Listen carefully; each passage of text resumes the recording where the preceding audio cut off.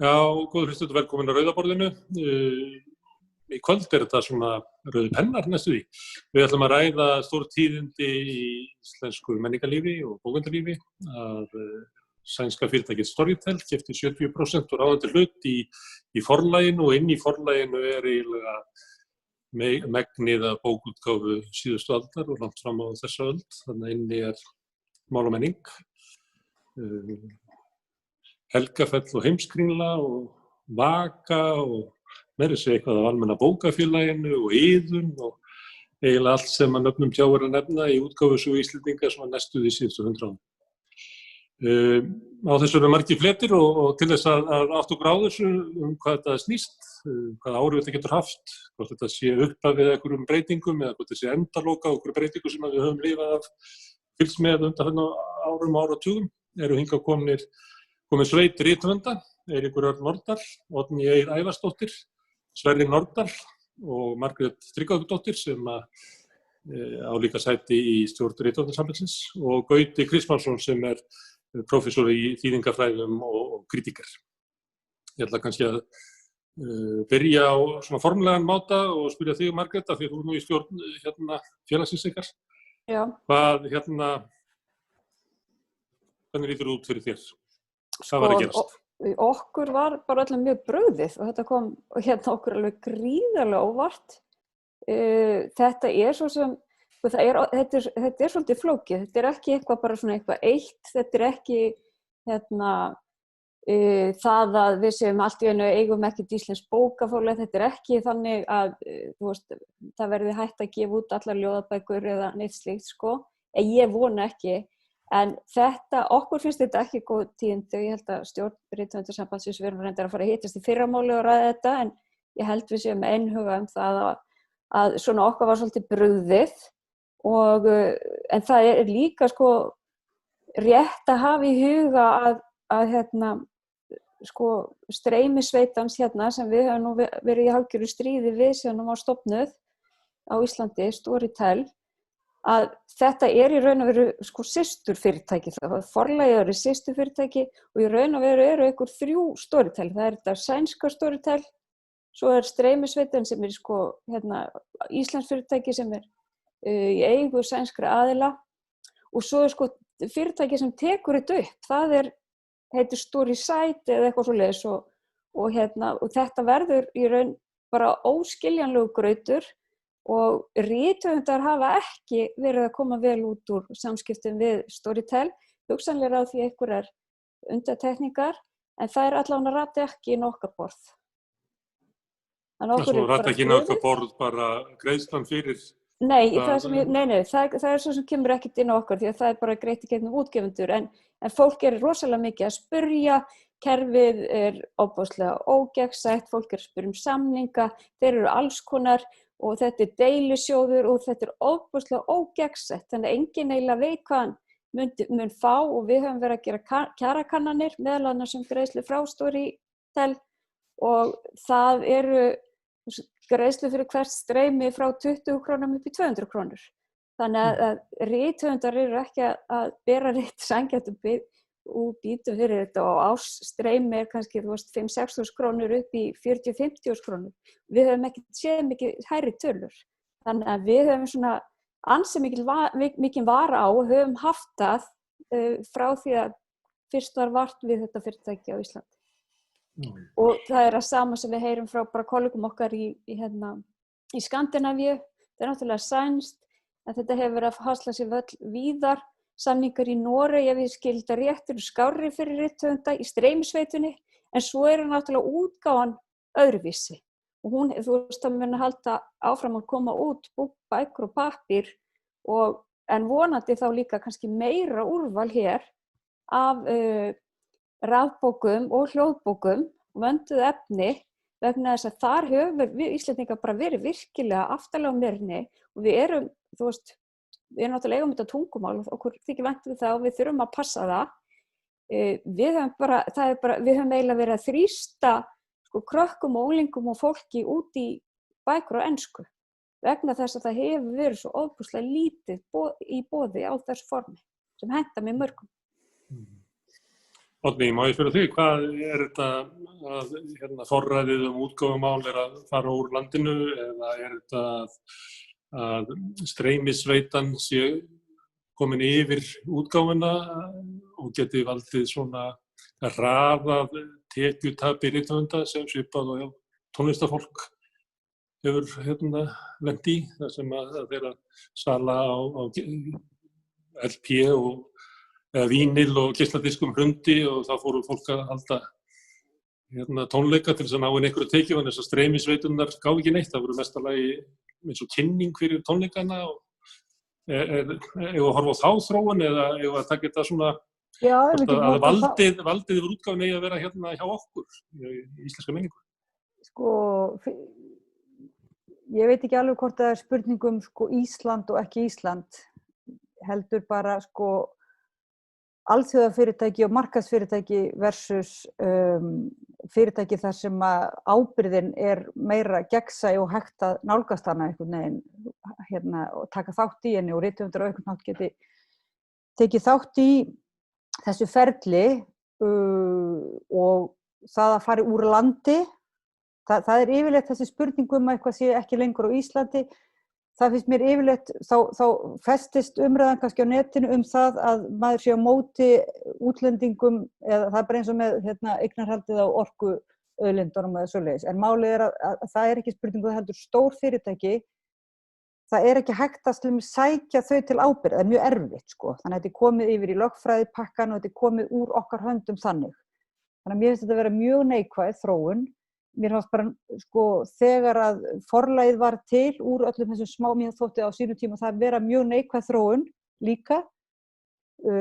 Ég nýbúin að segja mig frá mínum útgefanda, þótt að það Bjartur og Veröld, því að það orðin svona samsetning sem mér fannst vera bara of mikil og ég ætla bara að gefa út sjálf, þótt að það sé kannski svona ákveðin sjálfsmorðs ákvörðun.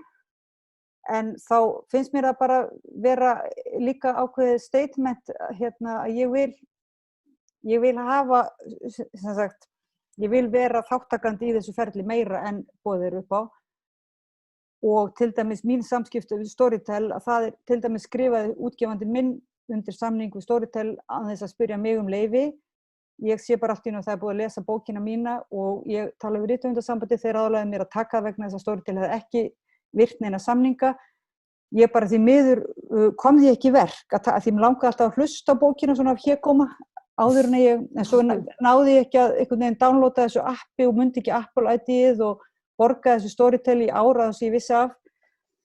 En nú ætlum ég semst að taka bókina úr, en þetta náttúrulega mjög leiðinlegt að þurfa þegar einhver hefur gert vel, eins og til dæmis bókin manns lesin af flottum leikurum og verið að dreifinni, það svo jákvætt vegna þess að ég þetta ekki spurning Ísland versus útlönd, þetta ekki spurning bókina versus tæknina, þetta ekki spurning það, þetta bara spurning kapitalisman versus eitthvað annað réttlátara form. Þannig að ég bara auðvitað fagna allir því að það eigi að fara að vera meiri hljóðbókagerð og meiri tækni og meiri dreifing, það bara stórkostlegt sjálfu sér, en bara ef það væri gert á réttum forsendum og auðvitað vitum við ekki núna en maður stórlega efast það. Eiríkur, ég sá eitthvað eftir þér á Facebook, ég sambandi þetta hvort það væri kapitalismin væri að koma núna og þá sagði þú eitthvað, hann löngu búin að taka þetta allt saman, hann átti prentsmiðjurnar og bókaútgáfurnar og bókabúðirnar og allt, heila klappið fyrir löngu síðan. Saga bókaútgáfu náttúrulega saga höfundaréttar og prentsmiðjana og hvernig þær tóku yfir. Þeir voru að hafa alltaf verið að höndla með þessi andlegu verðmæti eins og smjörlíki. Og ég meina það einhvers staðar það óhjákvæmilegt. En mér finnst þess að í þessu öllu saman, ég veit ekki, ég hef svolítið velti fyrir mér hvort það sé vegna þess að ég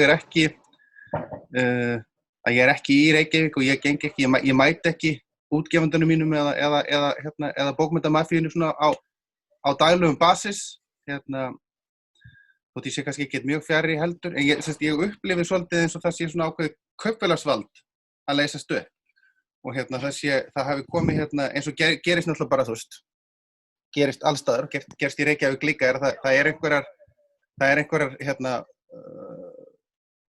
einhver einn kapitalist og kemur annar stærri hákall á étur hann og svo sit ég uppi með það einhvern veginn að fara nánast eins og mér finnst ég allt í að fara að vorkenna kaupfélagsstjóranum að það hafi komið að samkaup hafi étið hann og ég ég á alveg pínu bátt með það en hins vegar þá get ég alveg tekið undir það þetta er náttúrulega nákvæmlega sama þróun hefur átt sér stað bara mjög lengi ef við höldum okkur bara innan bóka útgáfu að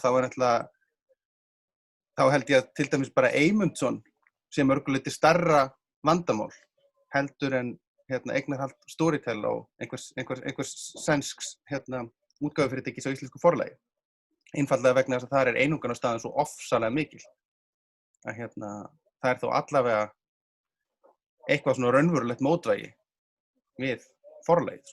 Það möguleiki að stofna lítið bókaútgáfu í kringu sínu verk eða verk annarra líka, en það eiginlega vonlaust að byggja upp nýja bókabúð á grunni. Það náttúrulega er vonlaust líka að sem sagt ef þú og náttúrulega sama á Norðurlöndunum öllum held ég mér sé ég get alveg fullyrt að það er sama sem sagt ef þú hefur ekki aðgang að þessum bókabúðum þá ertu dauður. Á Íslandi getur þið ennþá að einhverju leyti komið, þú getur gefið um sjálfsútgáfu ljóðabók og ég gerði þetta í mörg ár í gegnum Nýhil, við gáfum út bæði mínar eigin bækur og annar og rákum höfundaforlag að þú getur, á meðan þú hefur einhvern aðgang að því dreifikerfi þá geturðu verið að reka forlag. Nú held ég að það sé meira og minna þannig að þú getur komið ef þú ert með lítið forlag, svona ljóðabókaforlag, þá getur þú komið bókunum þínum í sölu, sennilega í Kringlunni og Laugaveginum, en það voða lítið að þær birtist hérna. Í Svíþjóð, þá það þannig að þú kemur inn í bókabúð, þá ferðu í ljóðabókahillu, meiri segja bara í Stokkhólmi, þá þú finnur kannski Tómas Tranströmer, svona safnaðan, og svo kannski einhverjar Hómersþýðingar eða eitthvað. Og það ekkert annað í venjulegri sænskri bókaverslun. Það er ljóðaseksjónið. Hérna þetta nú ennþá aðeins skára, en meiri segja hvað getum við að segja? Ég hef verið ef ég tek dæmi til dæmis af það var bók af þýðingum úr dönsku, ljóðaþýðingum úr dönsku sem kom út í Svíþjóð fyrir nokkrum árum síðan sem var mikið debatteruð af ástæðum sem ég ætla ekki að fara út í. Þetta var bara rosalega mikið í umræðinni. Ég gekk á milli held ég 7 eða 8 bókabúða áður en ég fann eintak af henni í Svíþjóð. Það var allir að tala um hana og hún var svona aðalatriðið en hún var ekki til sölu. Og það vegna þess að það ákveðið einokunarvald. Og auðvitað er þetta sama þróun að Storytel sé að kaupa forlagið og við erum að færast nær því að vera bara eiga við einn og einn risa hér og þar. En þetta einhvern veginn, jú, þetta eru tíðindi, en þetta kannski ekki alveg eins og það hefur orðið jarðskjálfti sem maður upplifði. Þetta bara áframhaldandi, það sama veður og í gær. Við erum bara froskurinn og bara vatn er orðið ansi heitt í botninum, það er búið að vera hæg sjór okkur hægt og bítandi og til að segja það. Gauti, þú hefur fjallað svona svolítið yfirráð alþjóðlegra fyrirtækja á svona streymisveitum og rafbókavæðingunni. Og hvað, er hætta í þessu fólkin? Já, þetta náttúrulega kannski, maður nú rauða borðin, þetta náttúrulega bara alveg skólabókardæmi spádómsgáfu Karls Marx gamla, einokunar væðingu kapitalismans.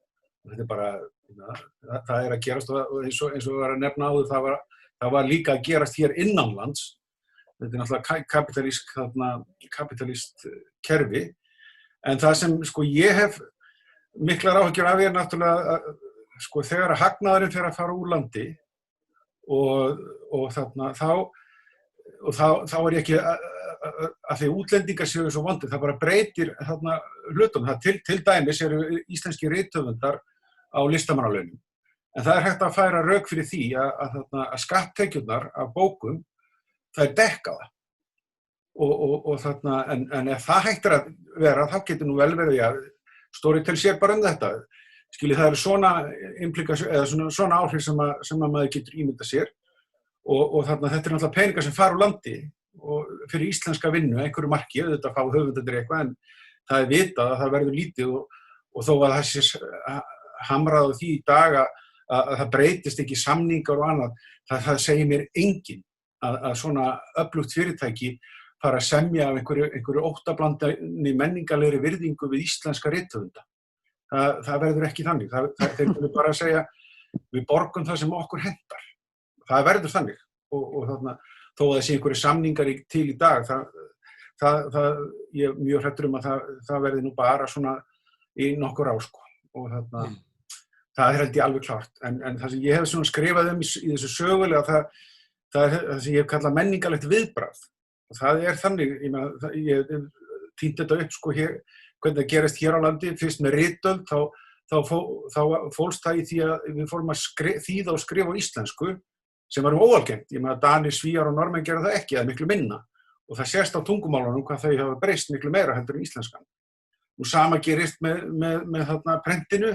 Það er rosalega dýrt að kaupa svona prentverk á þessum tíma. Það er samt gert. Það er keypt og það er prentu biblían og svo framvegis á íslensku. Og sama gerist hér 20. öldinni. Við fáum útvarp mjög fljótlega eftir að svo tækni er komin.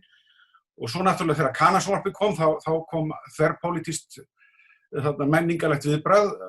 Það kann vel að vera að það hafi verið þjóðrembulegt, en það skilaði sér samt í því að við fengum íslenskt sjónvarp. Og það er heldur ekki tilviljun að svona 10-12 árum eftir að íslenska sjónvarpið kom, að þá byrjaði íslenska kvikmyndavorið. Svona hlutir skipta máli, þar sem grófandinn er. Og við höfum algjörlega gleymt þessu með tölvuleiki og netið og ég hef séð til dæmis í Bretlandi hafa einkaaðilar og BBC tekið sér saman og búið til efnisveitu fyrir þar og það hefði verið hægt að gera hér, ég skrifaði þetta fyrir 5 árum, sko, að menn ættu að setja upp íslenska efnisveitu fyrir kvikmyndir, bókmyndir, allt sem eru framleitt hér á landi og einhvern veginn koma því þannig við að allir Íslendingar hefðu aðgang að því gegn einhverju greiðslu að sjálfsögðu. Og þá er hægt að tryggja það að rynni til höfunda, kvikmyndagerðarmanna, hverra sem væri bróðurparturinn af tekjunum.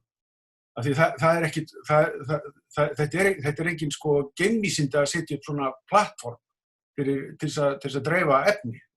Það held ég sé algjör misskilningur og það þyrfti ekki að vera með einhvern svona, eins og einhvern alþjóða fyrirtæki. Það væri samt á netinu, það gæti einhvern frá Svíþjóð keypt sér aðganga íslenskri bíómynd eða íslenskri bók og þannig að hann yrði bara að borga fyrir það. En þú ert eiginlega að leggja til svona notið svona orð úr stjórnmálumræðinu, svona menningarlega innviðauppbyggingu á svipaðan hátt og prentsmiðjur voru fluttar hingað inn og sjónvarpið var reist og við byggðum upp kvikmyndasjóð og það dæmi allt saman. Já, það vantar eiginlega bara að búa til hljóðbókaveitu og annað og rafbókaveitu og allt sem það er betra að hafa það hér innanlands þar sem við höfum stjórn á þessu heldur en að bara tvist á guð og lukkur. Já, ég er þeirra skoðana. Þetta kannski þykir góðgá kannski ekki á rauðaborðinu en þannig í okkar frjálshyggju samfélagi þá þetta bara argast af miðstýringar vitleysa en þetta hefur bara staðreynd að svona höfum við gert þetta alltaf og það er ástæðan fyrir því að við sitjum hér á 21. öld og tölum þetta tungumál.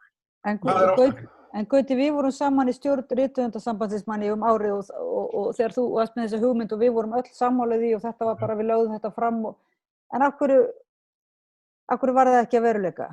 Ég veit að ég var ekki í pólitíkinu, sko. Ég messaði þetta yfir ýmsum á sínum tíma og skrifaði greinar en það var, ég held að það sé bara, það var ekki andrúmsloft fyrir þessu, sko og þarna, ég veit ekki eins og hvort það er enn komið núna eru menn allt í hrökkva menn í kút en þetta hefði alveg verið hægt og er enn hægt náttúrulega en þarna það er þarna. Já, menn eru bara svo hræddir að það sé eitthvað þá kom alltaf upp raddirnar að þetta sé eitthvað sovjast ritskoðunar ríkisbatteri, þetta er bara svo mikið. Já, eru menn að segja mér að það sé ekki ritskoða hérna á þessum bæði samfélagsmiðlum og þarna hvað Google og Amazon, þeir geta ákveðið allt það er ekki að hafa neinar áhyggjur af því en svo erum við líka rosalega lítil kreðsa sem að lætur sér yfir höfuð standa saman þetta er ekki eins og það sé eitthvað þeir gangi einhverju skjálftar þjóðfélagið það er allt hægrið og ég meina sennilega meirihlutin af samfylkingunni og þú veist það við erum kannski ekki 10% einhvers staðar á kantinum sem finnst þetta eitthvað slæm þróðin allir hér eru bara rosalega glaðir að fá inn fjárfestingu Já, það vissulega rétt líka, sko. En það sem ég vildi meina, eins og Gunnar Smári benti á, sko, að þetta er spurningum að eiga þessi innviði sjálf og láta bæði þá sem skapa og almenning njóta þess. Þetta er ekki róttakara, ég finnst leiðilegt að þú ert búin að draga Karl Marx hérna til ábyrgðar fyrir þessu, að þetta er ekki róttakara það, þetta er sama ræðan og var haldið þegar Eimskipafélag Íslands var stofnað og þetta er sama ræðan og fólk er að ræða sín á milli í dag gildi þess að við verðum að halda íslensku flugfélagi í gangi. Það er bara að séu tilteknir innviðir sem er nauðsynlegt að hafa innan samfélagsins, en við getum ekki bara að treysta á því að útlendingar færa okkur. Þetta er ekki róttakara, þetta er ekki sósíalísk hugmynd, þetta er bara Þetta er eins og við getum farið til Húsavíkur og talað við fólk þar og spurt hverja breytingar hafi verið á samfélaginu undanfarið 30 ár þegar ákvarðanir fram til Húsavíkur og meira og minna teknar innan Húsavíkur, innan kaupfélagsins og útgerðarna sem þar voru. En núna flesta stofnanir sem eru á Húsavík meira og minna útibú og það sem ákvarðanir fram til Húsavíkur teknar annars staðar. Þannig að þetta er bara svona hugmynd sem að En það sem ég átti líka við var það að þessi gátt að hún væri alveg opin, það gæti verið einkafyrirtæki sem legðu sig þarna inn og hefðu sína tekjur í gegnum hana og þyrfti ekki einu svona vera, þó að ríkið héldi kannski utan það eða eitthvað svoleiðis, þá væri það bara aðilar að markaði þess vegna sem væri bara, það fengi bara allir að vera með sem vildu. Og þarna síðan eru þeir bara standa sig þar, sko. Það var ekki þannig að það ætti að vera einhvers konar útvarpsráð yfir þessu, sko, langt í frá. Næja, svo hvað er þetta mál? Óhjákvæmilega tæknibreytingar, þar sem að við erum svo veik að við verðum að fá stuðning erlendis frá, eða er þetta bara endalaust sagan að stóri kapitalistin étur þann litla, sem að við getum ekkert við gert, rithöfundar dingla áhrifalausir inn í þessu markaðskerfi? Ég finnst þetta eiginlega bara að vera sama þróun og ég sé frá því ég var lítill sem er bara svona þessi staðleysu heimur sem er að verða til. Menning bara passar ekki beinleiðis inn í hann lengur. Af því að menning er staðbundin, við erum hérna íslenska, hún er tengd við þetta litla tungumál, en við erum að flytjast inn í skýið og öll þessi tæki. Og Íslendingar hafa ekki haslað sér völl með neinum afgerandi hætti þar. Ég veit að það er ýmislegt í gangi að kenna einhverjum tölvum að tala íslensku og svona. En mér finnst þetta ókvæðanlegt að því leytinu til, að mér finnst eins og það sé alltaf að færast eitthvað svona vald á færri og færri hendur, stórfyrirtæki, og við séum að fara inn í eitthvað svona staðleysu heim sem snýst bara tæki.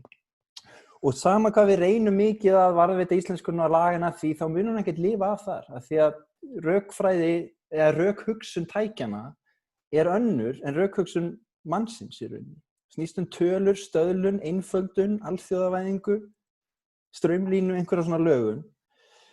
Þannig að mér finnst alltaf skrítið þegar sænskur kapitalisti eignast stærsta bókafélag Íslendingar, sko.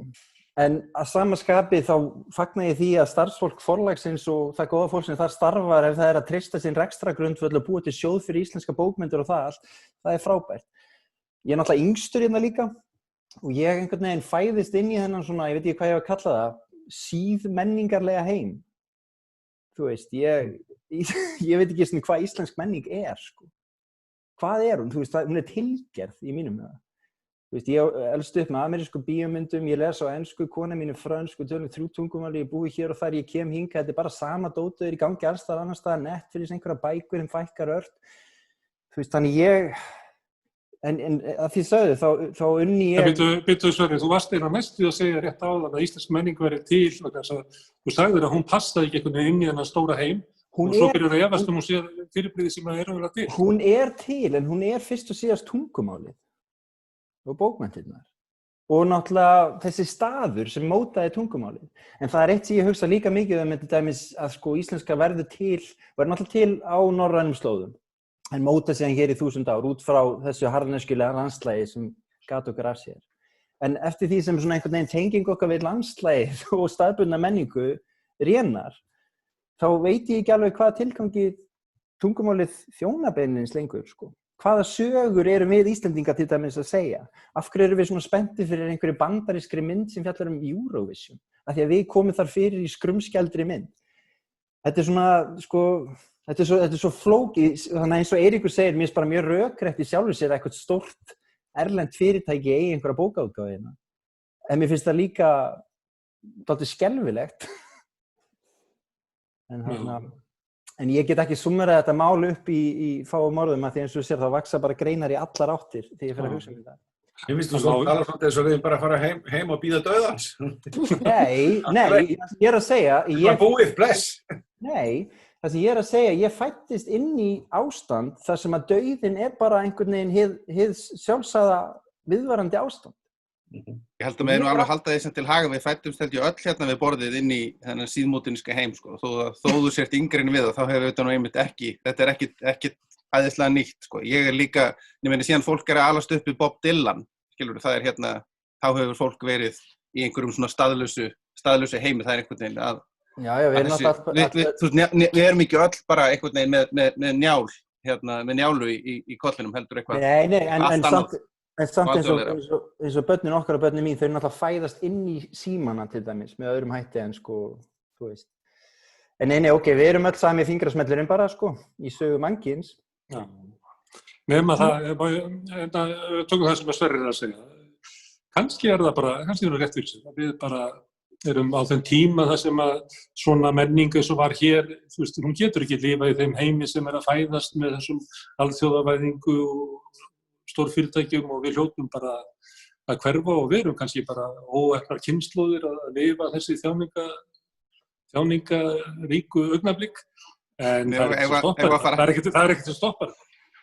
En það er líka einhvern veginn hugmyndin það sé betra að hverfinn í torfkofuna til að lesa sko, postullunar hvert fyrir annað en náttúrulega líka að það sé einhvern veginn menningin sem við erum að sækjast eftir er önnur blekking. Sko. Við auðvitað erum við í samtímanum, auðvitað erum við að díla við hennan heim og ég meina eitt af því sem við gerum... Spurningin er hvort að við förum þá með eitthvað sem heitir íslensk tunga og íslensk menning í þetta ferðalag eða hvort það sé eitthvað sem við skiljum eftir.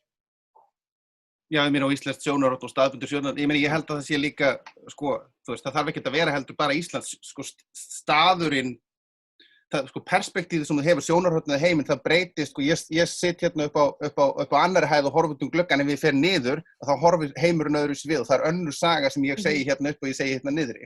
Og það er önnur saga sem ég segi frá Ísafirði heldur en ég segi frá Reykjavík eða, þú veist, ef ég hef búið í útlöndum eða skilur, þú veist, það er hvar maður snýr sér. Þetta er allt saman og þetta erum við alltaf að gera og innan þess ramma er eitthvað mjög stórt og mjög breytt og fjölbreytt sem er íslensk menning en það er svo langt í frá eitthvað eitt eða það sé einu svona glatast, ég skil ekki hvernig það ætti að geta glatast, þó við værum öll að skrifa á ensku þá væri það í sjálfu sér ekki glatast. Ég meina það er bara ekki... Það getur erfiðara með að lifa ef ákvarðan svona teknar hvað er gefið út og hvernig er gefið út séu raunverulega teknar af einhverju sem hefur bara engan áhuga á þessu. Ég held að fjölbreytnin getur minnkað sko. Að grípa þennan bolta sko frá Eiríki, það er ekkert óbúslega langt síðan að við vorum sko með tvo samtímamenn, höfunda, Anna hét Gunnar Gunnarsson og hinn hét Halldór Laxness, Anna skrifa á íslensku og hinn skrifa á dönsku. Og það eru íslenskir höfundar að skrifa á ensku og jafnvel fleiri mannum. Og þriðji Þórbergur skrifaði nú esperanto. Já, svo það líka sko. Þannig að þú veist, af hverju var það, af hverju skrifaði Gunnar á dönsku, vegna þess að þú veist, það var engin markaður. Og ef við ætlum, ég hef nú oft sagt að íslenskur bókamarkaður sé svona eins og 8. undur veraldar, því að við erum svo óbúslega fá, en samt hefur þetta gengið, en þetta hefur gengið með, svona alls konar málum, þú veist, það er svo margt sem hefur hjálpað okkur, eins og bara til dæmis það, við vorum hérna í hafta samfélagi og það var ekki hægt að flytja neitt inn þannig að bókin var jólagjöf. Og þannig sko, hún er ekkert endilega jólagjöf í öðrum löndum, en hérna var hægt að prenta bækur og gefa þær í jólagjöf og nú eru þeir, þú veist, hingað til hafa verið ómissandi. Það er ekkert sko lögmálið að verði svoleiðis áfram. Ef að við viljum að börnur okkar til dæmis hafa aðgengi að bókum, íslenskum bókum sem að endurspegla þeirra uppruna og þeirra samfélag og veruleika, þá verðum við að sjá til þess að þær séu gefnar út og þær verða að vera að skrifa þær hér. Annars erum við, það er sannarlega þannig að við erum í einhverjum svona fjölmenningalegum heimi, nema til dæmis þegar ég fór í morgun í Laugardalslaugina og fannst ég allt í henni vera í 1980, það voru engin útlendingar þar, það er mjög undarlegt ástand, en venjulega erum við auðvitað í þessum fjölmenningalega heimi og það er bæði vegna þess að samskipti þjóða á milli og fólks á milli eru öðruvísi, en það er líka öll þessi tækni. En hins vegar, ef að allar sögurnar sem að börnur okkar og við sjálf höfum aðgang að eru upprunnar annars staðar. Þá erum við alltaf að gefa sér skilaboð að sko þeirra veröld, sem sagt, bara veröld fólks á Íslandi sé ekki efni í sögu. Og mér finnst það svo hræðilega skilaboð. Og ég náttúrulega kannski með hennar barnabóka vinkila því ég alltaf að hugsa barnabækur og skrifa barnabækur. Mér er svo sko ofboðslega mikilvægt að íslenski krakkar geti upplifað það að þeirra veruleiki og þeirra heimur, skólinn, skólafélagar og bara það sem þau upplifa hverjum degi sé efni í sögur. Þær geta auðvitað verið í ýmsu formi en við erum ekki að fara að búa til fullt af tölvuleikjum sem gerast á Íslandi. Það eru líka sögur eða fullt af bíómyndum eða fullt af sjónvarpsþáttum. Hvað er mikið af bókum sem gerast á Húsavík? Ég hef ekki gert úttekt sko, en ég meina það eru sennilega einhverjar bækur. Maður þyrfti náttúrulega að fara yfir það. En ég meina þetta er verkefni sko. En ég held líka það er alltaf komin í bíómynd. Já. Einu perspektífið í íslensku bókmyndum er samt rosalega mikið oft, bundið við vissa staði og vissan veruleika og vissan, og það sem endurspeglar alls ekki endilega fjölbreytni lífsins í landinu. Og ég meina við erum líka með íslenskar bækur, bara eins og ný verðlaunu bók Blokkir að heimsenda sem er íslensk, en hún er líka samt staðlausasaga. En hún er samt ótrúlega íslensk líka. Og ég meina en það er bók sem er undir við allan heiminn. Já, ég má kannski aðeins taka upp hanskan fyrir þessar bækur sem ekki skrifaðar í íslensku veruleika. Ég held að Lína Langsokkur sé nú alveg hefur orðið íslenskri bók líka. Það er íslensk klassík bara. Já, og Reynið að segja sænsku konunum minni það. Ég var að lesa hana fyrir dóttur minni í gær. Já, þetta virkar ennþá og svo framvegis og svo erum við í samtali við bókmyndir, en það er spurningin hvernig við tökum á því og þú myndist á glæpasögurnar áðan sem þarna, eða er ég að rugla saman þáttu, ég heyrði nefnilega Júdar að tala um glæpasögur. Það tala um glæpasögur. Þú ert þar Eiríkur. En það sem sé glæpasagan sem kemur upp úr aldamóti síðustu og hún er búin til á reyndar á sænsku módeli. Sjöval og Valu og verður þannig það er svona þýðing á forminu, texta með því að nota þetta skandinavíska form, þá er hægt að gera glæpasögu á íslensku. Og þannig eru bókmyndir alltaf í samtali við aðrar bókmyndir. Hvort sem það er með beint í gegnum þýðingu eða gegnum áhrifin af bara forminu til að mynda. En það munurinn er þarna, eins og einhver sagði í hópnum, er tungumálið.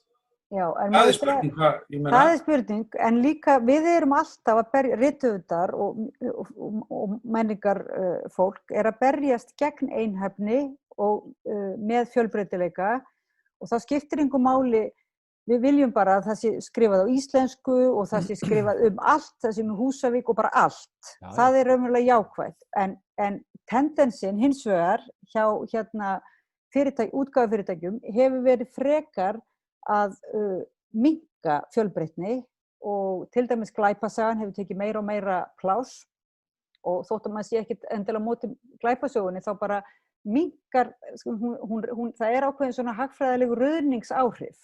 Það er þá minna pláss fyrir annað. Bara winner takes all. Já, en þess vegna er spurningin samt þess vegna finnst mér alltaf spurning, þetta er ekki spurning einu sinni eins og svo er að hvort okkur finnst íslenskan hafa eitthvað, við viljum, það eykur fjölbreytileikann í flóru bara heims menningarinnar, að það sé talað á mörgum tungumálum, skrifað og hugsað á mörgum tungumálum, en hitt og tæknin getur algjörlega hjálpað okkur. Tæknin eins og prenttæknin, eins og öll tækni, hún hjálpar okkur að auka fjölbreytileikann. Þið munið kannski þegar interneti var að byrja, þá voru margar pælingar hvernig þetta byggja upp þetta internet, en svo var eitt módel ofan á og hinar gleymdu strax. Það er alltaf, núna er þessi tækni stórkostleg, þessi rafbók, þessi dreifingakerfi, ef við á einhvern hátt gætum tekið þetta meira í okkar hendur, skapa það, tölvuleikina líka, alla þessa þróun, búið til meiri fjölbreytileika, þannig að það sé meira lokal, þannig að krakkarnir hafa frá sínu, allir hafa, þá væri það stórkostlegt, en því miður þá er eins og fyrirtækja reksturinn í dag, þá fer það alltaf í hináttina. Þannig að við munum alltaf þurfa að berjast gegn einhæfni og á endanum það þá einhver einn sem ákveður hvað gott og hvað, það er færri og færri sem hafa ákvörðunarvaldið hvað borgar sig að gefa út og hvað áhugavert að gefa út, á hvaða tungumál á að gefa út, hvað að skrifa og þetta er bara lögmál. Lögmál kapítalismans að hann leiði til einangrunar og einhæfni og endanum þá sittum við bara uppi með Stalín í formi auðvaldsins. Og þannig verður, já, og Stalín bara hvort sem hann en þannig að þegar við erum Stalín incorporated. Já, þannig að við erum bara beita okkur fyrir því að ná sem sagt hlutdeild í útgáfu dreifingunni og tækninni og missa hann ekki úr höndum okkar og við erum löngu búin að missa það mikið samt, höfundar og menningin. En þess vegna umræðan fer alltaf á svig þegar við erum að tala skiptir einhver máli að gera á íslensku, skiptir einhver máli hvort bækurnar þetta. Mér finnst þetta að vera áhugavert en þetta samt ekki aðalatriði hérna sko og hvort þetta sænskt eða ekki sænskt. Ef þetta væri alveg frábært anarkist grasrótar fyrirtæki hérna í Svíþjóð sem væri að kaupa, það væri bara stórkostlegt fyrir Ísland en það örugglega ekki sko. Þetta skráð fyrirtæki í Kauphöllinni? Já, en mér langar aðeins að sko það sem ég hef mestar áhyggjur af í þessu hérna sko það er en ekki sko tæknin eða skilur ég er fylgjandi hljóðbókum, ég er fylgjandi rafbókum, ég vil að við nýtum okkur þetta en sko ég til dæmis hlustaði á viðtal á Rástvegi í gærmorgun við hann Stefán Hjörleifsson sem rekur hérna Storytel á Íslandi sem hljóðbókur streymisveituna og hann stærði sig til dæmis af því að þetta hefði bara undir eins orðið arðbært fyrirtæki og ég hugsaði bara já, þetta veltir hálfu milljarði og það er bara pjúra hagnaður og Storytel, þetta fyrirtæki sem sagt móðurfélagið, það er ekkert óbúslega mörg ár síðan það var til og það er orðið á svo feikilega stuttum tíma þetta fyrirtæki orðið svo rosalega stórt og hefur sogað til sín svo mikið af peningunum í þessum geira. Það er fullt af fólki að borga, eitthvað 3.000 kall á mánuði fyrir að fá áskrift að þessu og höfundurinn fær 20 krónur. Þetta allur peningurinn einhvern veginn að fara eitthvað annað og það er það sem er svo óbúslega vont. En svo man ég eftir barnabók sem gerist á Húsavík eða það er reyndar unglingabók og það er Nornin eftir Hildi Knúts, reyndar sko í framtíðinni en hún er frábær. Það er rétt þegar. Herðu, ég í dag fór ég inn á tímarit.is sem er eina af þessum tækninýjungum, maður er bara með landsbókasafnið í vasanum. Nákvæmlega. Og tæknin er mjög einföld og við erum til þess að nota þessa tækni og tæknin getur verið valdeflandi og hún er stór liður í kraftinu á bak við Black Lives Matter í Bandaríkjunum. Sem að fólk með upptökutæki í vasanum og getur haft áhrif. Þannig að það er ekki bara þannig að tæknin valdefli stórfyrirtækin, þannig að við erum að tala svona tækni hús kapitalismi. Og ég fór á tímarit.is og var að lesa hvað menn voru að skrifa þegar það var verið að stofna mál og menningu. Það var alveg augljóst að það var draumurinn að geta raunverulega búið til menningu og svona rými fyrir sem að hentaði alþýðumanna hugsa og starfa og skipta sér skoðunum í móta sér stóðu vegna þess að svo veröld sem að fyrir var ekki að þjóna hagsmunum alþjóðans og það var draumurinn.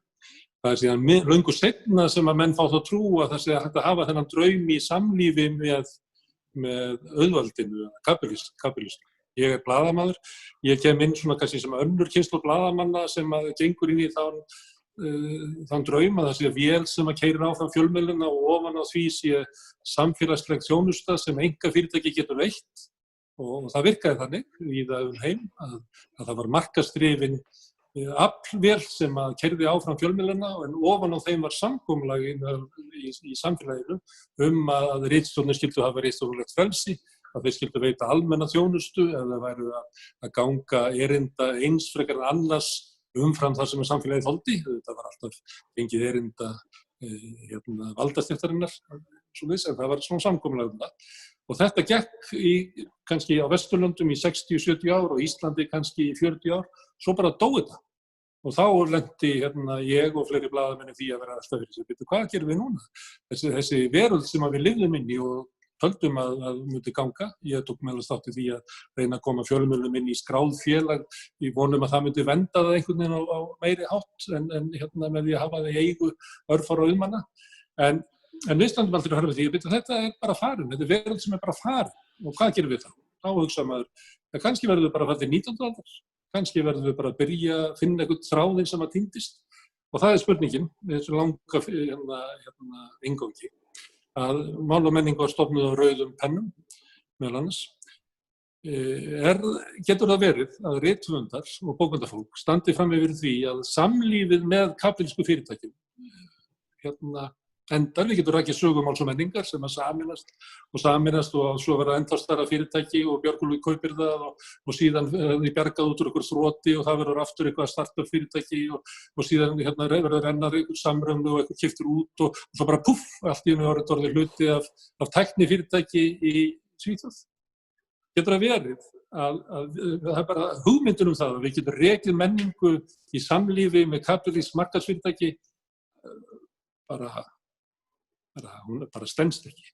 Við verðum að fara aftur og finna einhver einfaldari menningu.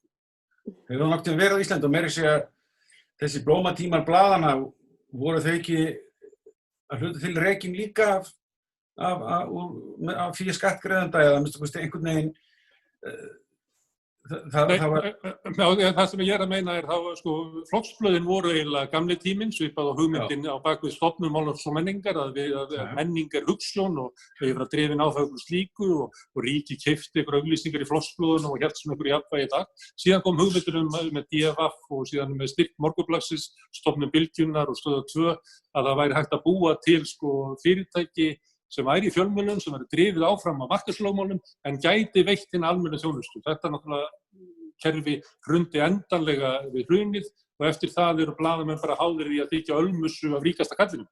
Og kannski lendi þið rithöfundar í sömu aðstæðum. Já, en það er eitt nefnilega í þessari sögu með Mál og menningu sem er mjög merkilegt, er að Mál og menning var sem bókafélag var rekið af Sjálfseignarstofnun. Ég byrjaði að vinna þarna árið 2000, rétt fyrir þessa sameiningu og var svo starfsmaður útgáfu og meira sér þegar Björgúlfur keypti þá var ég aðstoðarmaður forstjóra í aflýsingum. En það var eitthvað svona draumur að búa til kannski eitthvað eins og Gauti var að tala eitthvað stórt, eitthvað veitu, þarna var til dæmis stofnuð nýmiðlunardeild og hún held ég gaf út eina bók eftir formann eða sem sagt þann deildarstjóra og það átti að vera tónlist og það átti að vera alls konar og þetta fór eiginlega bara lögbind á hausinn. Þannig að þetta var orðið mjög illa stað þegar Björgúlfur loksins keypti þetta. Svo náttúrulega bara, heldur þetta áfram að rýrna, við vorum þarna, mann og ekki hvað voru mörg, 300 manns eða eitthvað því að þetta átti tvær stóra bókabúðir og öfluga bókabúðir líka. Og var sem sagt Vaka Helgafell, þetta var Iceland Review, þetta var Mál og menning, Almenna bókafélag og allt þetta sem þú taldir upp. Svo varð ekkert eftir þetta nema Andri Sönd. Ég held að séu 3 eða 4 sem vinna hjá þessu fyrirtæki núna. Þannig að þetta var einmitt draumurinn um þetta valduga menningarfyrirtæki. Þetta draumurinn skilvirkni sem krafan á markaðnum. Og þarna var líka það sem eftir og alltaf gott að vera vitur eftir og ég hef svo sem ekkert með þessa sameiningu að gera og var bara þarna nýr starfsmaður á plani. En það sem að menn voru kannski svolítið að stóla á var að stærðin yrði svo mikið afl. En stærðin var bara rosalega dýr. Og það var verið að taka notkun einhverja tæknilausnir eins og einhverja kerfisleið, við vorum alltaf að vinna í einhverjum skýi sem að nettengvíkana bara, réðu ekkert við og við vorum bara líka við verkefnalaustögum saman. Þannig að þetta var eiginlega bara algjört klúður frá upphaf til enda mjög margt í þessu, fyrir utan að þarna var bara algjörlega frábær starfsmannahópur og hann er að hluta til ennþá hjá forlaginu, eða komin þangað einhvern veginn eftir krókaleiðum aftur og alveg bara fullt af algjör snillingum sem þær vinna. Og það á sama tíma mér finnst rosalega gott að það sé sterkt og öflugt forlag á Íslandi, hver sem á það, þá er ofboðslega mikið ójafnvægi og það er svo lítill balans í þessu markaði Við erum með þetta risastóra fyrirtæki sem að fyrir þetta var svo langstærsta fyrirtæki og svo erum við með sko 1 eða 2 svona millistór og svo bara einhverja pínu litla dverga sem er að gefa út nokkra bækur og fólk að gefa út eins og Sverrir að bara mikill hugsjón og einhvern veginn ástríðu og allt þetta en þú veist og sama tíma þessi svakalegi risi en það verður mjög fróðlegt að sjá hvað Samkeppniseftirlitið segir því að þegar forlagið var til að þá kom einhver úrskurður þar sem var algjörlega út í hött þá er einhverju bara mátti ekki gefa út eitthvað íslenska samtímamenn sem hafi verið gefnir út eitthvað tvisvar með 20 ára millibili og þetta var bara eitthvað algjört rugl sem skipti engu máli. Þannig að ég veit ekki hvort þeim hefur farið eitthvað fram. Ég er svo fróðlegt að hlusta á ykkur, sko. Ég bara gleymi mér, sko. Hvað segirðu? Þessi samvist við markaðsdrifin. Það er svona söguna sem Margrét var að segja áðan og við veltum fyrir okkur hvað það verið miklu peningar að vera afskrifaðir í ævintýrinu og öllu kringu það. Það sé ekki meiri stuðningur við bókmenntir heldur en að smærri forlög geta dreymt að fá bara á allri þessari öld. Þannig að spurningin það er eitthvað fyrirferðin í hagnaðardrifnu fyrirtækjunum og hvað þau soga til sín af athygli og áhrifavaldi miðað við hvað þau gefa er ekki bara, verður ekki að búa til menninguna bara framhjá þeim? Já, svo er náttúrulega bara þetta að spyrja sig á menning að skila einhverjum hagnaði fjárhagslega. Skilur hún ekki samfélagslegum hagnaði frekar? En ég veit ekki hvort það megi segja svona, sko. Nei, mál og menning var ekki stofnað sem hagnaðardrifi fyrirtæki. Nei, einmitt. Ég var nú að tala við mann sem rekur fyrirtæki daginn og það er rekið í hagnaðarvon og hann sagði menning á ekkert að skila hagnaði. Og ég hef alltaf hugsað þetta svona en ég þori ekki að fara aftur að tala um einhvern aldursmun og eitthvað svona en ég hef bara einhvern veginn aldrei séð bækur fyrir mér sem eitthvað sem skilar hagnaði. Þú veist. Ég bara einhvern veginn hef ekki einhvern veginn en það er reyndar það sem ég hef gefið út hefur skilað einhvern smávælum hagnaði, sko. En við erum enga síður inn í hagkerfinu varðandi lögin og ef að þú selur bók þá er kannski réttlátt að þú fáir eitthvað sem höfundur en ekki bara sölumaðurinn eða svoleiðis. Þetta er bara, þetta er alltaf spurning um peninga þótt að sko drifkrafturinn sé þetta ekki drifkrafturinn er þetta ekki spurning um peninga eða hagnað, hugsjónin er líklega. En það sem ég sagði á hann, ég ætla nú ekki að draga upp mjög svarta mynd því ég er bjartsýnismaður og þetta með að berjast og svona og Gauti sagði að ég væri að mála þarna einhver drungalega mynd.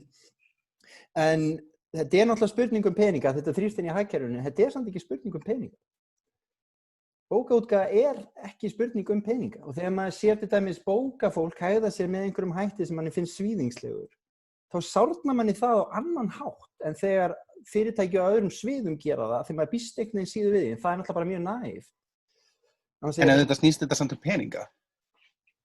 En þetta snýst alltaf það er forréttindastaða að sko náttúrulega sumir geta leyft sér bara efnaðarins vegna að skrifa eins mikið sýnist vegna þess að fá peninga einhvers staðar annars staðar, aðrir eru náttúrulega eins og við kannski flest einhvers konar ríkisstarfsmenn. Það er eitt sem gleymist í þessu öllu sem á íslensk bókaútgáfa ber sig nú ekki betur svo að maður fær nú varla nema þetta sem maður er að fá frá þessum forlögum er náttúrulega ekki upp í nös og ketti og svo náttúrulega hitt, ég sá að Smári var líka að deila í dag á Facebook einhverju sem kom frá stofnunareyfisleikum máls og menningar sennilega, þar sem var talað að möguleikann á að geta gefið út bækur sem fólk hefur efni á að kaupa.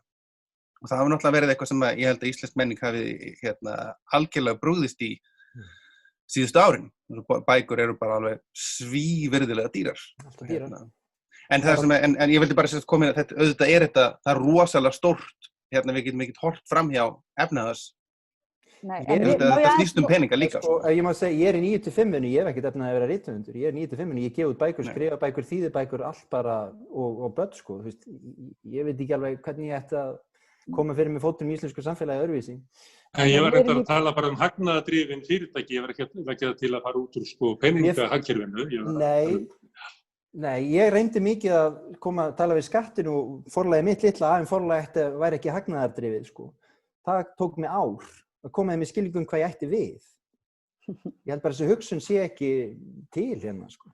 En sko, bókamenning í svona litlu samfélagi er náttúrulega byggir alltaf á einhverju sem kallað hefur verið sko velunaraveldi. Og nú er velunaraveldið ríkið, það sem sé borgar listamannalaun. Ragnari Smára, hann var dæmigerður svona patrón sem borgaði fyrir og þetta var, ég meina, alveg frá því prentverkið kom upp og það var til ykkur markaður með prentaða bækur og svo framvegis. Það ekki fyrir á 18. öld sko að rithöfundar fóru að safna áskrifendum að þeir gátu sem sé fara að skrifa það sem þeir sýndist og gefið út þessu sjálfur sem sé eins og þeir sýndist. Það verður kannski eina af afleiðingunum að höfundar fara aftur að gera þetta, þeir bara gefa út sjálfur og þarna sumirinu sko, gætu jafnvel það byrjaði að gera. Það byrjaði að gera. Já, þú ert byrjað að gera. Það eru fólki. Það var grunnurinn að mál og menning á sínum tíma, var raunverulega að safna áskrifendum. Við stefnaði að náðu 2000 áskrifendum sem að gengust við því að kaupa 10 bækur á ári á tiltekinn pening og þá náttúrulega hægt að gefa þetta út. En eins og þegar ég að lesa í það sem menn voru að skrifa, það var líka það að búa sér til áhorfendasal sem að gaman að skrifa fyrir vegna þess að útgáfurnar sem að fyrir voru, sem að bækurnar voru miklu dýrari og voru gefnar inn í einhverju svona borgaralegri umhverfi, voru bara, þetta var líka þannig, þetta var hlutur af því að sko gæða samfélagið og gæða bókmenntirnar svona nýjum tengslum, að tengja saman alþýðuna og rithöfundana. En núna má ég taka upp eitt þráð sem að Eiríkur nefndi sem er mjög mikilvægur, það með Eymundsson, af því að það útilokar ekki hvað hitt alvarlegt, en það bara alveg sama, þú veist, það einhefnin og það einokunin. Og til dæmis daginn þá var bókum frá bókaútgáfunni Uglu var bara mokað út úr bókabúðinni. Þannig að, og svo bara diskur eftir forstjóra félagsins svona fremst auglýstur við kassan, þannig að þetta einhvern veginn svo, þannig að það eiginlega mjög hrikalegt fyrir okkur sem ætlum að gefa út sjálf ef við getum ekki síðan komin bókunum neins þar á framfæri. Þannig að við verðum, ef ég má svara þér Gunnar, það er eiginlega, við verðum að vera með alltaf byltingu sko meiri, þannig að við verðum að stofna einhvern markað, einhvern bókamarkað og bara við verðum að taka tæknin einhvern veginn í okkar hendur. Grípa þennan bolta, af því að sko, það er svo áhugavert að bókmenntafélagið Mál og menning ennþá til og ekki nóg með það að það bara forríkt. Það náttúrulega verður með þetta húseign og góðum stað og þar hafa alltaf verið að koma inn peningar og þeir peningar, þegar þetta útgáfið saminuð, þá húseignin skilin eftir því að Vaka Helgafell og Mál og menning þau vildu hafa 2 50-50 hluta. Þannig að húseignin verður eftir í bókmenntafélaginu og þessi Mál og menning svo oft búin að bjarga íslenskum bókaútgáfu og ég meina það Mál og menning bókmenntafélagi sem kaupir Jóhann Pál út úr forlaginu fyrir 3 árum. Núna Egill, sonur hans, búin að selja sinn hluta og Mál og menning selur stóran hluta hjá sér. Þar inni alveg fullt af peningum. Hvað ætlar þessi sjálfseignarstofnun að gera? Hún gaf út í fréttatilkynningu að hún hafði hug á að styðja við bókmenntalíf og rithöfunda og bóksölu. Mun bókabúð Máls og menningar verða aftur stofnuð á Laugavegi 18 og þá sem bókabúð, ekki lundabúð. Mér finnst þetta bara mjög áhugaverð spurning og það þarna ertu með eitthvað svona leikmann í þessu öllu, ef ég bara nota það orð, þetta sé ekki gott orð, sem að bara eiginlega svolítið stór og getur gert alls konar hluti. En sko, frá 2000 bókmenntafélagið búið að stíga aftur og aftur og aftur inn, en alltaf í skugganum og enginn eiginlega veit hverjir að stýra því og svona bara hvað þeir eru að gera. En það kannski skynsamlegt það að eiga þennan pening bara eitthvað í sjó til þess að bjarga þessu þegar Storytel missir á hann á þessu. Já, kannski, kaupið út aftur eða stofna eitthvað nýtt, ég meina það líka bóðið. En bókmenntafélagið ennþá þarna inni með 30% hlut og væntanlega eitthvað forkaupsrétt á þessu seinna eða. Hver eftir í bókmenntafélaginu? Það eru áskrifendur tímarits Máls og menningar. Alveg bara eins og Halldór Guðmundsson er stjórnarformaður. Þau tekið ákvörðun þetta ekki? Ég reyndar áskrifandi að TMM, en ég hef aldrei fengið fundarboð á aðalfundi. Ekki heldur. Ég skrifa, í hvert tíma er þetta þessu ári? Ég held munum sjá eitthvað gerast núna næsta ári, samt varandi þetta allt. En ef við förum í tíma þess að Mála- og menningarstofnun sem eiginlega svona, ég veit ekki hvað þetta kallar þetta, kaupfélag, það verið að safna saman áskrifstarbunki til þess að geta farið út í annars konar útgáfu og gefið öðrum höfundum séns. Ríkið á þessum tíma var með menningarsjóð og gaf út alls konar bækur. Ég man ekki hvernig menningarsjóður var lagður af eða hvað varð hann eiginlega. Það til hið Íslenska bókmenntafélag sem óhagnaðardrifinn svona hálfopinber félagsskapur sem nýtur svona verndar held ég hins opinberra þó að sé á sjálfstæðum grunni sem svona félagsfyrirbrigði sem alveg til. Þessar lausnir í það að halda úti menningu á Íslandi hafa bara ekki verið áttum á pallborðið. Það hefur verið á það að það var svik gegn menningunni að halda ykkur gangandi sem að markaðurinn hefur hafnað eða vill ekki. Getur verið að þessi niðurstaða verið til þess að það verið að fara að ræða bara allt aðra hugmyndir og allt önnur svona form? Ég má varpa svo þig til dæmis, Eiríkur. Ég held að það hefur alltaf verið opið og það eitt af það sem gott, hefur verið gott við íslenska bókmenningu að það hefur verið til þess að gera auðvelt að koma inn í bókabúðir og koma einhvers konar dreifingu til leiðar og það og þetta sem sagt með að það sé minna með þessi, hvað þetta orðin, 20 ár næstum því, síðan ég gaf út mína fyrstu bók, á öllum þessum tíma hefur verið og lengur hefur verið alls konar gróska í sjálfsútgáfu og höfundaforlögum sem hafa komið og farið og ég get sagt það eins og í kringum Nýhil sem eitt svona dæmi fremur stóran hópa fólki sem að rak forlag í, ég man ekki hvað þetta voru, ekki verið 6 ára eitthvað svoleiðis. Þá það sem að verður Nýhila aldur til á sínu tíma í raun og veru ekkert samkeppnin við mál og menningu eða Eddu miðlun eða neitt af því sem var í gangi þar heldur bara einfaldlega það að þetta svo mikil djöfulsins vinna. Og þetta verður maður reynir að dreifa ábyrgðinni og þannig en það sem ef það eitthvað sem að ungskáld dreymir ekki það var það að vera forlagsstarfsmaður einhvern veginn, að vera í stanslausri bókadreifingu og fá síðan einhverja pósta frá skattinum sem þú skilur ekki og einhver höfur og svo fólk að ýta þessu sín á milli og endar einhverju rifrildi bara einhverja helvítis þvælu og svo var náttúrulega reynt að gera þetta að stöndura fyrirtæki sem gæti einhvern veginn rekið sig og það endaði náttúrulega bara alveg gjörsamlega með bara held að aldrei fyrirtæki í Íslandi hafa aldrei verið keyrt harkalega og fljótt í þrot og þau ósköp. Þannig að sem sagt Vitu í hvað þetta vísa? Nýhil þegar Nýhil fór að gefa út stóru gjaldþrotum Íslandssögunnar, Nýhil? Nei, þetta var náttúrulega mjög litlir peningar sem voru þarna, en það var líka mjög lítið lagt í þetta og þetta gekk, við vorum með framkvæmdastjóra, Viðar Þorsteinsson, sem tók þetta að sér og samdi alls konar voru komin einhverja samninga við Odda og til að reyna að láta hluti eins og skáldsagnagerð geta gefið út skáldsögur og borgað fyrirframgreiðslur og gert það sem stærra forlag gerir, sem við höfum aldrei gert fram að því. Fram að því höfðu verið miklu meira bara svona samyrkjubú, einhvern veginn, að hjálpa hvert öðru. Og svo ef það var einhver peningur eftir, það var vegna sem það var sjálfur að selja bækurnar sínar.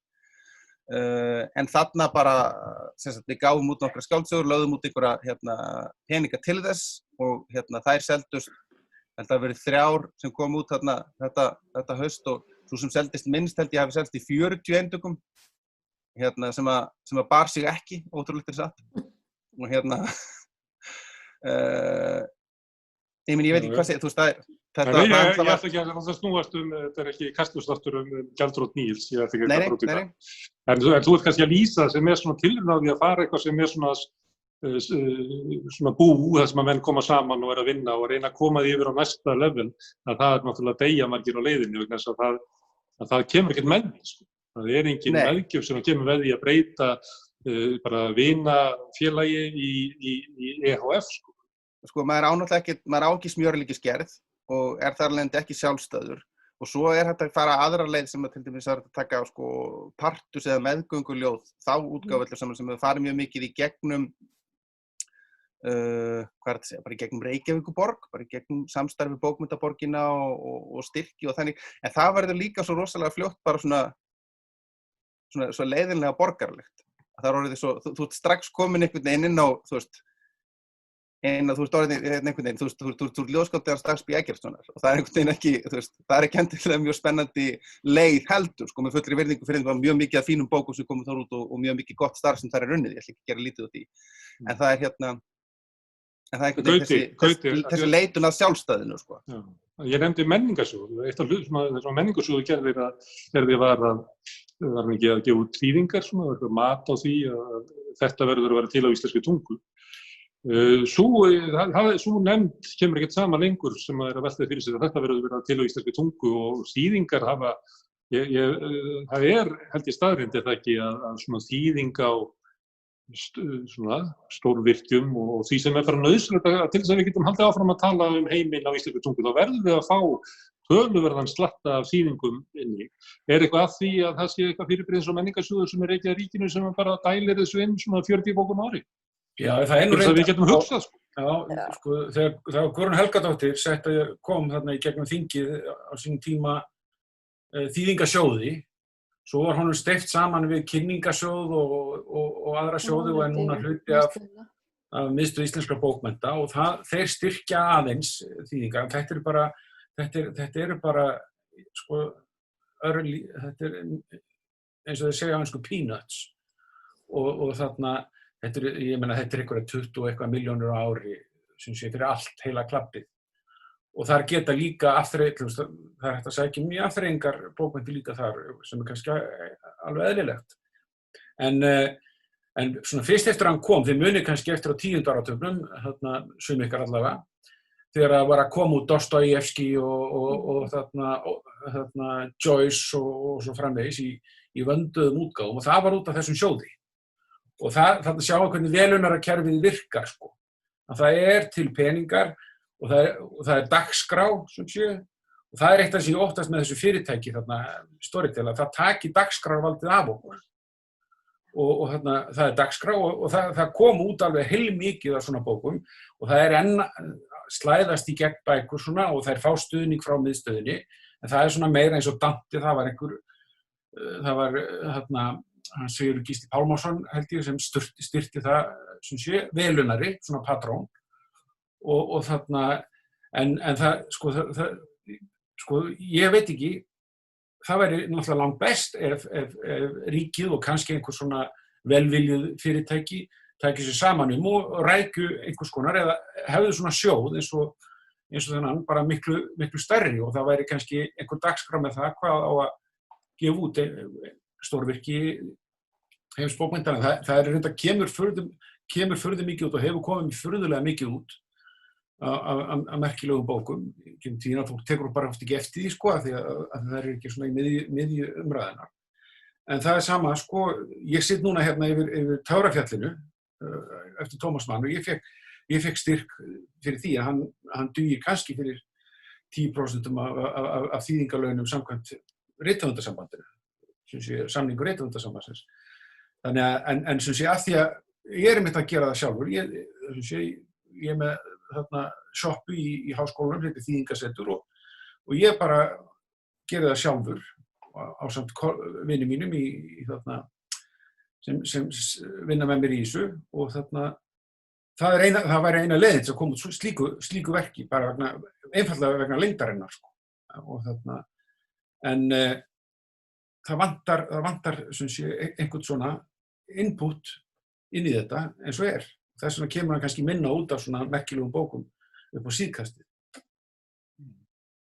Það hljómar svolítið eins og svona þróunin frá þýðingarsjóði yfir í kynningamiðstöð sem að raunverulega er að færa peningan alltaf nær því að þjóna kannski svona rekstri fyrirtækjanna og þörfum þeirra. Það sé verið að styrkja bara grunninn beint. Já, ég var reyndar í stjórnrithöfundasambands þegar þetta gerðist og ég hamraði á því að þessi sjóður, ég vildi fyrst alls ekki að hann yrði sameinaður hinum sjónum en það var nú ekki komið hægt að berjast gegn því En sem sé, ég hamraði alltaf á því að það yrði gert ráð fyrir að þeir peningar sem voru fastir af fjárlögum í þýðingasjóð, þeir rynnu áfram til þýðinga. Ég held að hafa aðeins dreið úr því sko. Það kom þarna Frankfurt og þýðingar á erlendmál sérstaklega og svo framvegis og það svona, ég meina það togstreita, íslenskir höfundar vilja náttúrulega komast á erlendmál og það að styrkja útgáfu þeirra bóka og svo framvegis. En það samt sem áður einhverjar milli 20-30 milljónir sem fara í að styrkja þýðingar á íslensku á hverju ári og það svona, það væri æskilegt að það væri töluvert meira því að þá fengist meira af góðum bókum sem okkur vantar. Virkilega, það alveg ótrúlega mörg göt í menningunni.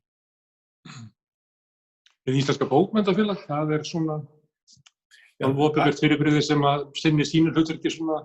Já, þeir eru náttúrulega með lærdómsritin, sérstaklega, og svo gefa þeir út svona nokkra háskólakennarar annað slagið, svona einhverjar monografíur, en þeir eru náttúrulega með lærdómsritin svona, sko, og það líka svona hugsun og dagskrá, og þeir fá einhvern styrk frá ríkinu, svo náttúrulega geta þeir sótt líka í þýðinga hjá miðstöðinni, og það hefur haldið, og það líka til þessar bækur, þetta eru harðspjaldabækur, það kostar milli 3.000 og 4.000 krónur stykkið. Það ekki hagnaðardrifið greinilega, þú getur fengið hérna Ágústínus í 2 bindum fyrir kannski 5.000 krónur eða eitthvað svoleiðis og það lærðir eftirmálar og skýringar og svo framvegis allt með. Þetta náttúrulega alveg stórfenglegt fyrirbrigði en það gengi ekki án velunar hans sem ríkið og þetta félag sem er náttúrulega áskrifundur skírnis hins vegar. Ég fæ aðalfundarboð frá þeim, þó ég fá ekki frá mál og menningu. Sverrir, þessar stofnanir sem við erum að tala núna, þýðingasjóðurinn og sem held ég að tekja við að menningasjóðum og við íslenska bókmenntafélag, það svolítið að búa til þessa íslensku menningu sem þú varst að efast að væri til. Það verður svona hlaðan upp, svona nýfrjáls nýlenda að reyna að búa til eitthvað sem í líkingu við það sem að tíðkast erlendis. Já, finnst þér það? Útskýra aðeins betur. Nei, þegar mér fannst þess að þú verður að tala svona hugmyndunum að það væri til eitthvað sem var ákveðið sem var íslensk menning og að það væri svipa og ég skildi. Já. Ég upplifi mína kynslóð sem að ég held að sé síðasta kynslóð sem að fannst það að ég gæti ekki þátt við samræðu við neitt eldhúsborð án þess að hafa klárað Laxness og Íslendingasögurnar. Ég efast að kynslóðin sem koma eftir en þetta sem að starfið í hinu íslenska bókmenntafélagi svona þess eðlis og áhersla á það getur kannski verið hættulega hvert þessu sem að þú ert að gera og Eiríkur var að gera í Nýhil og það sem að þarf þennan rosalega svona frumbýliskrafta sem allt má. Já, það sem ég finnst, það sem skemmtilegt náttúrulega við Eirík, það sem hann haldið og það sem ég kannski bara fært meir úti, ég ekki þannig að upplægi, en það svona viss svona pönk og að gera bara hlutina. Og eins og þetta með það sem ég hef gert, ef ég geri það ekki, þá geri það enginn, sko. Þannig að þú veist, með þessar bókmyndir, þetta eitthvað svona að bara láta vaða. Við finnst reynda kannski bókmyndafélagi náttúrulega meira að flytja heiminn inn til okkar í þessum þýðingum, sko. Og það sem ég kalla íslenska menningu, það náttúrulega hættuleg umræða, ég þori varla að byrja en það rauninni bara það sem við gerum og okkar tungumáli og ég meina, ég ætla ekki að fara út í einhver umræður tungumál og hverju tala tungumál og útlending og allt þetta, ég veist ekki tengist málinu neitt, sko. En ég held að kjarnin í þessu öllu hjá okkur sé bara sá að við unnum hér einhverju fyrirbæri sem eru bókmyndir, sem tungumáli, sem þetta samfélag sem bókmyndir búa til, sem nánd, sem það að hittast. Og það einhver svona einmanaleiki og eitthvað svona óþægilegt við það þegar einhvert fyrirtæki rekið af fólki sem við beinlínis kannski þekkjum ekkert til, kaupir eitthvað fyrirtæki eins og Forlagið sem okkur þykir ofboðslega vænt Mér þykir vænt fólki sem starfar þar, bækurnar sem það hefur gefið út og þetta bókmenntalandslag sem þó þrífst hérna. Þannig ég held að þetta sé, þú veist, við erum búin að tala allir tæknilegu hliðarnar og fjárhagslegu hliðarnar, en ég held að þetta sé, þetta er, og einhver leyti það íslensk menning. Þessi samstæða okkar og þetta samfélag. Og ég hef alltaf litið dálítið á bókmenntir þannig að þær stefni fólki saman, þú veist, við lesum sömu bækurnar, við hittumst, við höldum útgáfuhóf og eitthvað svona og það eru bókabúðir, þar hittum maður fólk, maður þekkir þetta. Og það sem mér finnst óþægilegt, að mér finnst það snúast mjög mikið tækin, þó að við getum slengt þeim saman við kapitalisman og allt þetta. Þetta er náttúrulega bara sami hluturinn, þessi tæknikapitalismi.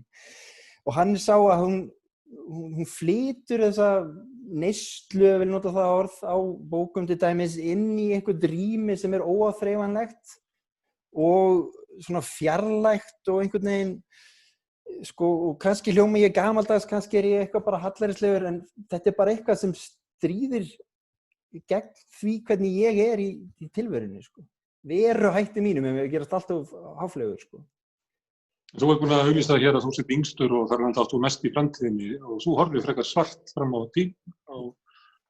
bókinni. Nei, það eru stærri málefni sem steðja að okkur, það er bara loftslagið og 7. útrýmingin og bara, þú veist, ég meina íslensk tunga í því samhengi er kannski svona lúxusvara, en þarna, ég er ekkert svartsýnn, en ég þori að verð að hugsa þessa hluti. Þannig að ég myndi nú frekar segja að ég væri, og það er líka annars sem við megum ekki gleyma, fólki finnst gaman að lesa ef það fær að kynnast því. Fólki finnst gaman að hlusta sögur og hittast og tala saman. En við þurfum að hlúa að þeim vettvangi. Og ef bókabúðir er ekki aðlaðandi, þetta er bara eins og þegar ég stíg inn í skóg, þá líður mér strax vel. Þegar ég stíg inn í flotta bókabúð, þá líður mér strax vel. En þróunin í bókabúðinu hérna er ekki endilega þannig að mér líður svo vel þar inni. Eins og þetta sé einhver svona smíðin jarðarfarastemning. Þannig að, og ég skal segja ykkur það væri alveg hægt að stofna mjög flotta bókabúð í Reykjavík og kannski gerist það bara bráðum, þar sem fólki líður vel og fólk sækir, af því að markaðurinn er til staðar. Og kannski verður þetta bara einhver innspýting á forlaginu líka. Ég er ekkert, Það er mjög gott að fara allir í bókabúðina á Selfossi, bókakaffið á Selfossi. Það er hér Bjarnarharða. Það er mjög gaman að koma þangað til dæmis. Akkurat. Það er komið til Reykjavíkur, það er í Ármúla líka núna. Ok, þannig að ég meina ef við bara pössum okkur að allir segja sig frá stóru fyrirtækjurum, eða sem ekki allir fara þangað allavega og sumir er að reyna að byggja upp eitthvað vettvang annars staðar. Þetta þarf alltaf að fá að þrífast, Það er líka, Sverrir, þú ert að tala um að það sé bóka sem við hittust og fólk hittist og það er menningi sem heldur okkur saman. Og þá er líka þessi hugmyndum hvort að það sé eitthvað sem við búum til saman, hvort að við berum sameiginlega ábyrgð á því hvernig við ætlum að hafa bókaheiminn og bókaútgáfuna og bókabúðirnar og hvort það sé sameiginlega ákvörðun okkar. Nýfrjálshyggja var náttúrulega þannig að við áttum bara að halda okkur á höndunum og svo kæmi framtíðin til okkur. Það var ekki svona hugmyndum að við ættum að búa hana til. Erum við kannski að lenda á þeim stað núna að við verðum að svara því öll bara, hvernig ætlum við að hafa þetta? Mér finnst þessi nýfrjálshyggja og síðfrjálshyggja, hvað er maður að kalla þetta, mér finnst stundum snúast það að varpa af sér ábyrgð og taka ekki afstöð til bara svona siðferðilega spurninga og samfélagslega spurninga frekar en að þetta sé einhver hugmyndakerfi sem og ég held bara að við þurfum að axla vissa ábyrgð, ekki, þú veist, það tengist okkur sem samfélagi og náttúrunni og loftslaginu, þú veist, við nýfrjálshyggjan leysti vandamálin sannlega ekki þar og það er sama með menninguna. Og þetta helst allt í hendur. Við berum ábyrgð á þessari menningu og annaðhvort reynum við að hlúa að henni eða við bara treystum einhverjum fyrirtækjum fyrir því og þorum alltaf að tjá okkur það. Þú veist, við eigum að tortryggja, það er nú líka bara hlutverk listamanna og rithöfunda að tortryggja allt. Neikvæðnin er frumafl sköpunarinnar. Þú segir nei, þetta er líka mögulegt þetta. Þannig að ég held að það sé, þú veist, þessi tortryggni og hræðsla, þetta er svo eðlilegt viðbragð, Það þýðir ekki að koma eitthvað hræðilegt alltaf út úr þessu. En þarna, já, ég er búin að tapa þræðinum reyndar, ég man ekki hvað þú spurði mig um. En það er nú þannig að það er töluvert, ég meina, velunarkerfi af hálfu okkar allra í gegnum ríkið. Það er listamannalaunin, það eru þessi sjóði sem við vorum að tala um og svo framvegis. Þannig að það myndi ekki þrífast án þessara innspýtingar yfirleitt, ég meina, það væri vonlaust. Og þannig að við erum ekki á valdi markaðsaflana í menningunni á Íslandi. Heldur miklu frekar er þetta nokkuð breiður opinber stuðningur sem gerir, og það má færa rök fyrir því að það gerir þetta lífið í þessu landi bara bærilegt. Ef þetta hirfi allt, þá vitum við hvað, ég meina, þá myndum við fara til Noregs eða lengra, Þannig það er bara spurning hvort þetta sé nóg eða hvort það þurfa að gefa eitthvað í og síðan er náttúrulega spurningin hvað svona stór aðili, hvort sem hann heitir sænskur eða bara svona stórt fyrirtæki sem bara gleypir undir sig markaðinn eins og Forlagið var reynda búið að gera einhverju marki, að hvaða stjórn getur við haft á því og hvað vilja stjórnmálamenn þá veita styrki í starfsemi sem fer bara peningandi fara á landi. Það er bara spurning sem það þarf að svara. Þetta er mjög brýn spurning, sérstaklega út af þessum endurgreiðslum sem eru nýkomnar á, sem eru í raun fyrsti svona alvöru stuðningurum við bókaútgáfu íslensku. Höfundar hafa verið styrktir og ákveðin verkefni, en ekki bara svona komplett, bara öll útgáfa svo lengi sem hún sé á íslensku, eins og núna með þessu endurgreiðslukerfi. Og það er fyrst að komast núna kannski einhver smá, þetta er bara nýkomið í gagni, þannig að fyrstu endurgreiðslurnar eru bara, þetta er eiginlega fyrsta árið sem að allt er í kerfinu og þannig að þetta er bara, hvaða áhrif myndi þetta, viljum við sem samfélag styrkja var það kannski kaup ástöða ekki fyrir Storytel? Já, til dæmis, það er mjög góð. Þeir bara að fá 200-300 milljónir með arfinn á hverju ári, það er mjög fínt. Og herar niðurgreiddum starfsmönnum, það er allir höfundar, þeim er kleift að skrifa út af öðrum velunara. Þeir peningar náttúrulega einhverju leyti enda inn í Storytel samsteypunni, þetta segja núna, bara sem vinna. Herðu, það er gott að enda þátt í spurn hvað Storytel gekk til og hvernig þeir sjá framtíðina og hvað verður úr því að við ætlum okkur náttúrulega ekki að svara þeim spurningum hér. En það er búið að vera mjög fróðlegt að fá að spjalla við ykkur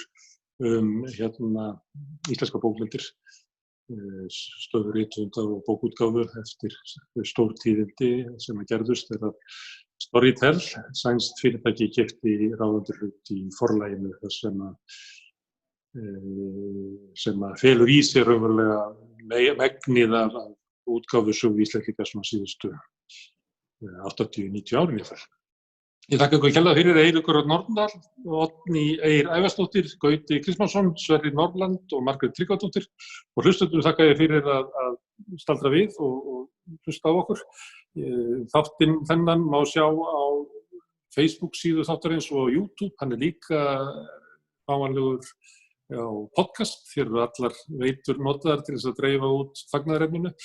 Á bakvið samstöðuna er félag sem heitir Alþýðufélagið, þar sem að almenningur styður við það að við getum haldið út í þessum þáttum og öðrum þáttum sem eru á samstöðinu og vonandi getum við bætt við fleirum. Við byrjuðum á að safna félögum í gær og við höfum safnað nú þegar töluverðum hóp, þannig að félagsgjöldin þar á einu ári eru komin upp í svona 1,5 milljón og það bara gefur okkur trú að við getum haldið áfram að byggja upp samstöðuna. Svona heldur lífið áfram að þegar að kapítalistarnir gleypa frumkvöðlastarf fyrri ára þá verða bara nýtt fólk að koma til og reyna að búa til eitthvað sem er ekki undir hælnum á helvítis kapítalismanum. Og þannig var það. Og ég þakka ykkur fyrir að hlusta í kvöld og við sjáumst á sama tíma á morgun klukkan 8.